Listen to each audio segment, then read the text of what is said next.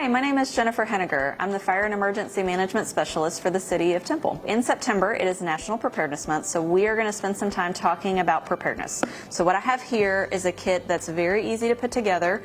We're going to go through and talk about what the things are. This is an emergency kit that you can put together to keep at your house. So let's get started.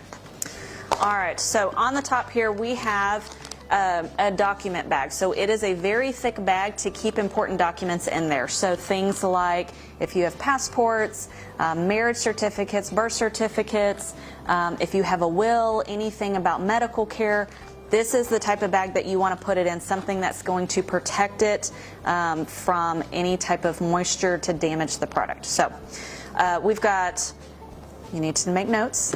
Maybe you need to leave a note for a friend, for a relative. Hey, I'm okay. Here's where we're going. You need to make notes of things you need to get or do.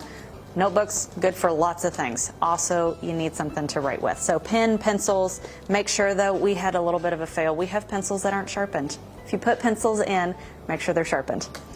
All right, so we have right here, this is a dry bag. So you can use this actually for a couple of different things. So you'll notice that it's red.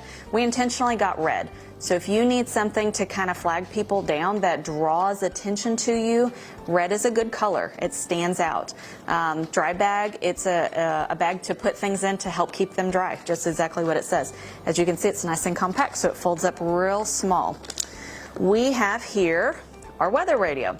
So you want to get updates, especially if you are needing to pull this out for a weather-related event. You need to get updates. We do have outdoor warning sirens, but those are just if you're outside. You're not meant to hear them in your house. We have Code Red that you can sign up for to get alerts on your phone. Weather radio is another great option to get updates on what's going on. We have some work gloves. So you never know when you're going to need to get some work gloves, to have those available for you, whether that's to help you grip things, we'll talk about in just a minute, shutting off water or gas, if you need to do some digging, if you need to do, I mean, there's a variety of reasons why you may need some work gloves. Those are great to have in there. We do have a couple of tools in here. So again, if you need to shut off your water, if you need to shut off your gas, make sure you have a way to do that, because those do not turn off very easily by hand. And then this is a screwdriver. There's a couple of, this is a 6-in-1, so it has where you can change out the head. So if you need a Phillips or if you need a flathead, you've got some options there, different sizes. Let's see what else we've got in here. So can opener. How are you going to open your cans of food if you don't have electricity? So a manual can opener is a must. We've got a sewing kit. So I don't actually sew at my house. I'm not the one who does that. My husband does, and then my 12-year-old or my 11-year-old. So sewing kit in case you need to stitch up a hole. There's a measuring tape in here, so if you need that for any purpose. But there's some safety pins, just some other things to help with clothing issues, because if you don't have power, you're not going to be able to use your sewing machine. Phone charger. So we all rely on our cell phones so very much for everything anymore. It's kind of our sole source of information, connection to people, updates, all of the things. Make sure you have a way to charge it. Tape. So this is some Gorilla Tape. You can get any type of, you could get some duct tape, but tape, you never know what you're going to need tape for. And actually I'm going to pull out another thing in here. We've got a bunch of trash bags. So if you need to tape up holes in your house, like say you've got roof damage and you need to tarp it, tape's going to help you get that to hold. The trash bags also, if you need to throw things in to get out the door quickly, or if you need to lay down on top of, like say the floor is wet and you need to be able to put something on a dry surface, trash bags. So another multi-purpose tool there. We've got emergency ponchos. So again, these are very compact for your kit.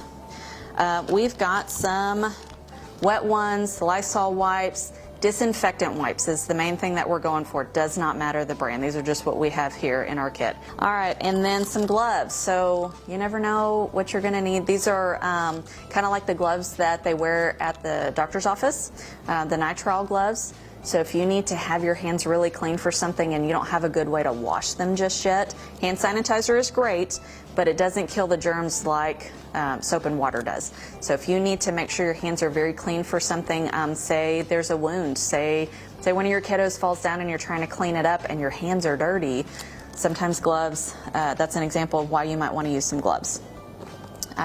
Some rope. We have some paracord rope here.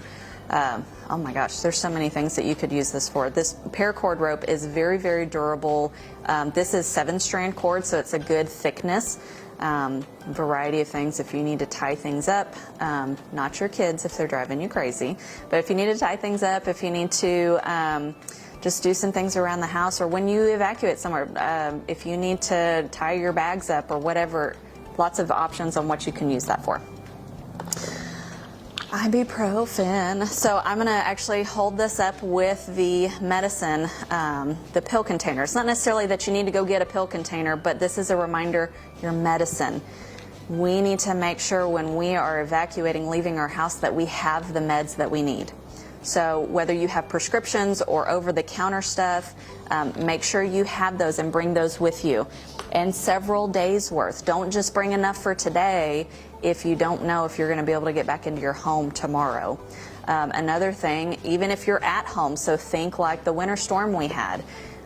We couldn't get to the pharmacy, or the pharmacy might not have had the medicine we needed. Try to at least have a few days on hand all the time. One thing that a lot of people don't know is you can ask your doctor for to have a 7-day supply on hand at home. They have to do something special with insurance and that to get that pushed through, because that's more than what pharmacies normally allow for refills. But they will be able to, most pharmacies, most physicians will be able to get in and have it approved for you to have more on hand. So a 7-day supply is a great option.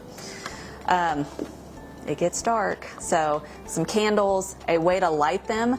Lighter works great, but it's also good to have matches as a backup. So we use, we have some candles at my house. We use lighters, but we also have matches, because you just never know. You never know if the lighter's going to cooperate.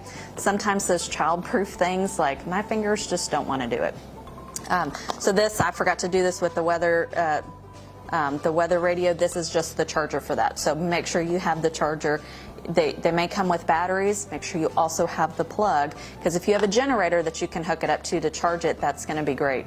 And extra batteries. So extra batteries, couple of different sizes to make sure it's going to fit the things that you're going to need.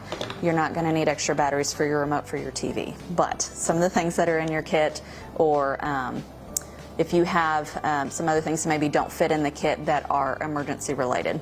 So flashlight. You want to make sure it's a good, nice, bright flashlight. These are everywhere. You can get a good flashlight anywhere. Good brightness. All right, one of my favorites. Toilet paper. So I was talking with somebody about this the other day. This is a to-go roll of toilet paper. I think it actually came out of the camping section at Walmart. It is a very small roll, so please keep in mind the number of people in your house and the frequency of bathroom usage. You might want to put more than just one roll in your kit. So, toilet paper. This is a little pocket knife. So you never know. I'm sorry, this is actually a box cutter, but box cutter or knife, something that you can open packaging, open boxing. If you need to do any cutting, making sure that you have a good knife available and something that can be safe to store in your pocket or in a bag, so it's not going to be like a kitchen knife that doesn't have a sheath or something to cover the blade. Then we're almost to the end here. We've got some emergency survival blankets. So think about the winter. Think about if you don't have power during a winter storm Uri. It's cold. It was cold in everybody's house, even people who had power. It was cold. So emergency blankets, these are those crazy, they look like a bunch of aluminum foil to me. Runners wear them when they get done running, but these are very, very good blankets. And then, of course, do not forget your first aid kit. Boo-boos are going to happen. You're going to have cuts and scrapes and all kinds of things. So just a generic kit that has Band-Aids, Neosporin, something to clean wounds with. This does have some cleaning wipes, has some tape, some gauze, so a little bit extra. This one even has Tylenol in it. So good first aid kit to have your stuff in there. So, and you can see this is just a clear, little bit bigger than a shoebox size. The items in here were around $100. So that may seem like a mountain to climb to try to get that. You can do a smaller kit. You can do a little bit at a time. Don't feel like you need to run out and go buy everything at once.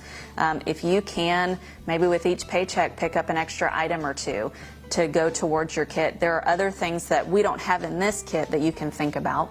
Canned food or water. Don't forget your pets. Make sure your pets have food.